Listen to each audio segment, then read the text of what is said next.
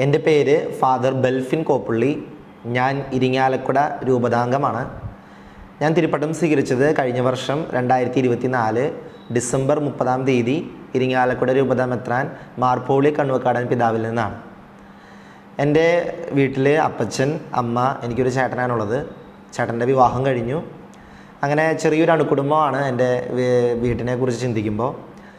എൻ്റെ വൊക്കേഷൻ ജേണിയെ പറ്റി ചിന്തിക്കുമ്പോൾ ഞാൻ ഒരു ഡിഗ്രി കഴിഞ്ഞ് സെമിനാരിയിൽ ജോയിൻ ചെയ്ത ആളാണ്. 10ാം ക്ലാസ്സിലെ പഠനമൊക്കെ കഴിഞ്ഞ അവസരത്തിൽ ഞാൻ വീട്ടിൽ ഞാൻ അമ്മയോട് പറയുന്നുണ്ട്, എനിക്ക് അച്ഛനാവാനായിട്ട് പോകാൻ ആഗ്രഹമുണ്ടെന്ന്. അപ്പോൾ അമ്മ ചോദിക്കുന്നുണ്ട്, 10ാം ക്ലാസ് കഴിഞ്ഞു, ഇനി +2 കഴിഞ്ഞിട്ട് ചിന്തിച്ചാൽ പോരെ. അപ്പോൾ ആ ഒരു തീക്ഷ്ണത സത്യം പറഞ്ഞു കഴിഞ്ഞാൽ കൂടുതലില്ലാത്തത് കൊണ്ട് തന്നെ ഞാൻ +2 കഴിഞ്ഞ് പോയാൽ മതി എന്നുള്ളൊരു ഡിസിഷനിലേക്ക് വരികയാണ്. ഈ ഒരു +1 +2 കാലഘട്ടത്തിൽ ഈ കൂടുതൽ ഫ്രണ്ട്ഷിപ്പും കൂടുതൽ നമ്മുടെ ഈ പഠനവും അങ്ങനത്തെ കാര്യങ്ങളൊക്കെ വളരെ സീരിയസ് ആയപ്പോൾ ഈ അച്ഛനാവണമെന്നുള്ള ആഗ്രഹത്തിന് എവിടെയൊക്കെയോ ഒരു ക്ഷതം എന്നിൽ സംഭവിച്ചിട്ടുണ്ട്. അങ്ങനെ +2 കഴിഞ്ഞു. എൻ്റെ അമ്മയുടെ ചേച്ചിയുടെ മോൻ എഞ്ചിനീയറിംഗ് ആയിരുന്നു, ഇലക്ട്രോണിക്സ് ആൻഡ് കമ്മ്യൂണിക്കേഷൻ. അത് നല്ല കോഴ്സാണെന്നും ആൾക്ക് നല്ല ജോലി കിട്ടിയെന്നൊക്കെ അറിഞ്ഞപ്പോൾ ഞാൻ അതേ കോഴ്സ് തന്നെ നോർമൽ റൊട്ടീൻ പോലെ തിരഞ്ഞെടുത്തു. ഞാൻ എഞ്ചിനീയറിംഗിന് ചേർന്നത് ഇരിങ്ങാലക്കുട രൂപതയുടെ കോളേജായിരിക്കുന്ന സഹൃദയ എഞ്ചിനീയറിംഗ് കോളേജിലാണ്. ഈ സഹൃദയ എഞ്ചിനീയറിംഗ് കോളേജിൻ്റെ ഒരു പ്രത്യേകത, അവരിങ്ങനെ വർഷത്തിലൊരിക്കൽ ധ്യാനത്തിന് കൊണ്ടുപോകും. അപ്പോൾ ഈ ഒരു പഠനത്തിനിടയിൽ നമുക്ക് ഒത്തിരിയേറെ സന്തോഷങ്ങളുണ്ട്. കാരണം പുതിയ കൂട്ടുകാരെ കിട്ടുന്നു, പുതിയ യാത്രകൾ നടത്തുന്നു. പക്ഷേ ഇങ്ങനെയൊക്കെ നടത്തുന്നുണ്ടെങ്കിലും ആ ഒരു മൊമെൻറ്റിൽ കുറേ സന്തോഷം നമുക്ക് കിട്ടുന്നുണ്ട്. അതായത് ഒരു ടൂർ പോകുമ്പോൾ അല്ലെങ്കിൽ അവരുടെ കൂടെ എൻജോയ് ചെയ്യുമ്പോൾ ആ ഒരു മൊമെൻറ്റിൽ സന്തോഷമുണ്ട്. പക്ഷേ അൾട്ടിമേറ്റ്ലി കുറേ നേരം കഴിഞ്ഞ് കഴിയുമ്പോൾ നമുക്ക് എവിടേക്കോ എന്തോ ഒരു കുറവ് നമുക്ക് ഫീൽ ചെയ്യാൻ തുടങ്ങും.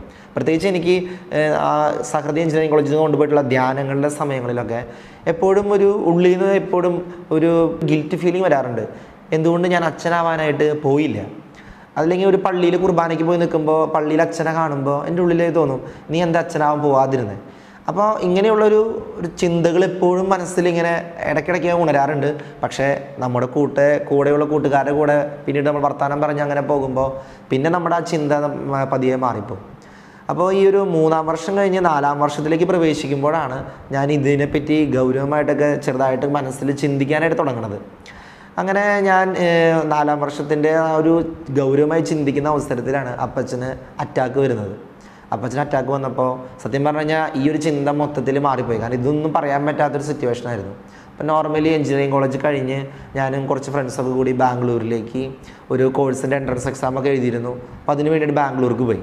അപ്പോൾ ബാംഗ്ലൂർ അങ്ങനെ ആയി, ഒരു കോഴ്സിനൊക്കെ എൻട്രൻസ് കിട്ടി, ആ കോഴ്സിൽ ചേരാം എന്നുള്ള രീതിയിലൊക്കെ ഇങ്ങനെ പ്ലാൻ ചെയ്തെല്ലാം റെഡി ആയിട്ട് നിൽക്കുന്ന അവസരത്തിലാണ് ഒരു ദിവസം ഞാൻ അവിടുന്ന് ഇങ്ങനെ നാട്ടിലേക്ക് പോരുന്നതിൻ്റെ തലേദിവസം രാത്രി ഞാനൊരു സ്വപ്നം കാണുന്നുണ്ട്.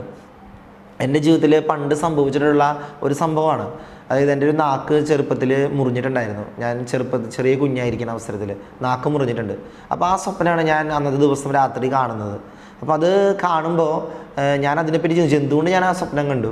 അപ്പോൾ എനിക്ക് മനസ്സിലാകുന്നുണ്ട്, അതായത് ചെറുപ്പത്തിൽ ഞാൻ ഒരു കരിങ്കല്ലുമേ വീണ് എൻ്റെ നാവ് ആ കരിങ്കല്ലിൻ്റെ പീസ് കൊണ്ട് മുറിഞ്ഞിട്ടുണ്ട്.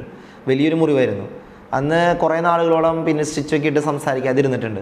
അപ്പോൾ എൻ്റെ ഉള്ളിൽ ഞാൻ പള്ളിയിൽ പോയിരുന്ന് പ്രാർത്ഥിച്ചപ്പോൾ എൻ്റെ ഉള്ളിൽ ശക്തമായിട്ട് പറയുന്നുണ്ട്, നിൻ്റെ ഈ നാവ് കൊണ്ട് വേണം കർത്താവിൻ്റെ വചനം പറയാനായിട്ട്, നിൻ്റെ നാവിന് ആവശ്യമുണ്ടെന്ന് ഈശ്വരൻ്റെ ഉള്ളിൽ ശക്തമായിട്ട് വലിയൊരു പ്രചോദനം നൽകാനായിട്ട് തുടങ്ങിയിട്ടുണ്ടായിരുന്നു. അപ്പോൾ ഞാൻ അങ്ങനെ അത് മനസ്സിലാക്കി ഞാൻ പതിയെ വീട്ടിലേക്ക് വരുന്നു. വീട്ടിലേക്ക് വന്ന് വലിയൊരു ടാസ്ക്കായിരുന്നു. കാരണം വീട്ടിൽ അവതരിപ്പിക്കുക എന്നുള്ളത് ആരും എന്നിൽ നിന്ന് ഇത് പ്രതീക്ഷിക്കുന്നില്ല. കാരണം +2 കഴിഞ്ഞ് എഞ്ചിനീയറിംഗ് കഴിഞ്ഞ് എല്ലാവരും പ്രതീക്ഷിക്കുന്നത് ഇനി ജോലിയിലേക്ക് കയറും എന്നുള്ളൊരു പ്രതീക്ഷയിലാണ് എല്ലാവരും ഇരിക്കുക. അപ്പോൾ ആ ഒരു മൊമെൻറ്റിൽ ഞാൻ ഇങ്ങനെ മടിച്ച് വീട്ടിലിങ്ങനെ കറങ്ങി നിൽക്കുന്നത് കാണുമ്പോൾ അമ്മമാർക്ക് മനസ്സിലാവുമല്ലോ.